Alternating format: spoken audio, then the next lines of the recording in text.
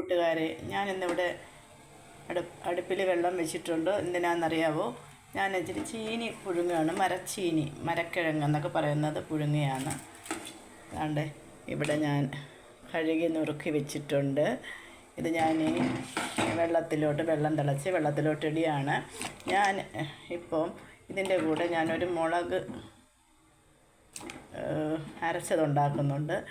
അപ്പോൾ ഞാൻ അതൊന്ന് കാണിക്കാമെന്ന് വെച്ചു. അപ്പം നിങ്ങളൊക്കെ ഇതെങ്ങനെയാണ് മുളക് അരയ്ക്കുന്നതെന്ന്. ഞാനിവിടെ ഈ മരച്ചീനി പുഴുങ്ങുമ്പോൾ അതിൻ്റെ കൂടെ മുളക് അരച്ചത് എങ്ങനെയാണ് ഉണ്ടാക്കുന്നതെന്ന് ഞാൻ ഒന്ന് കാണിക്കാം.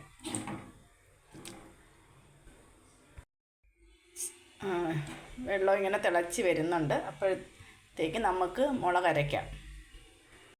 ഇവിടെ ഞാൻ കുറച്ച് 10-20 ചെറിയ ഉള്ളി വരുമായിരിക്കും എടുത്തിട്ടുണ്ട്. പുളി എടുത്തിട്ടുണ്ട്. നമുക്കതിനകത്തേക്ക് ആവശ്യത്തിന് മുളകെടുക്കുക. നമുക്ക് ആവശ്യത്തിന് മുളകെടുക്കാം. പിന്നെ ഈ ഉള്ളി ഇതിനകത്തോട്ടിട്ട് ഇവിടെ ഇത് മരച്ചീനി പുഴുങ്ങുമ്പം ഇവിടെ എല്ലാവർക്കും മുളക് തോനെയും വേണം. അപ്പോൾ ഇതിലൂടെ കുറച്ച് ഉപ്പൂടിട്ട് നമുക്കിത് ഒന്ന് അടിച്ചെടുക്കാം.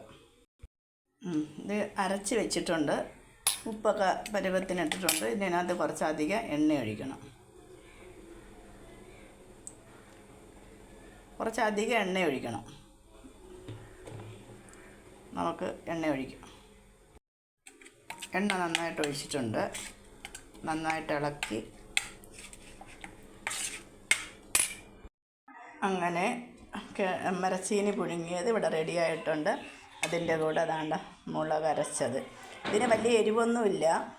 ഇതിന് പുളിയും എണ്ണയും ചുവന്ന ഉള്ളി അധികം ചേർക്കുന്നതുകൊണ്ട് വലിയ എരിവില്ല. ഞാനിങ്ങനെയാണ് ഇവിടെ ഉണ്ടാക്കുന്നത്. നിങ്ങൾ എങ്ങനെയാണെന്ന് ഉണ്ടാക്കുന്നതെന്ന് കമൻ്റ് ഇട്ടേക്കൂ. അപ്പോൾ ഇത് നല്ല രുചിയാണിത് കഴിക്കാൻ. ഇതുപോലെ നിങ്ങൾ ഇടയ്ക്കൊന്ന് ഉണ്ടാക്കി നോക്കൂ. അപ്പോൾ നമുക്ക് ഇത് വൈകിട്ട് കട്ടന് കിട്ടും ഉപയോഗിക്കാം. 10 മണിക്ക് രാവിലെ 10 മണിക്കും കഴിക്കാം. നല്ല രുചിയാണ്. നിങ്ങളുണ്ടാക്കി നോക്ക്.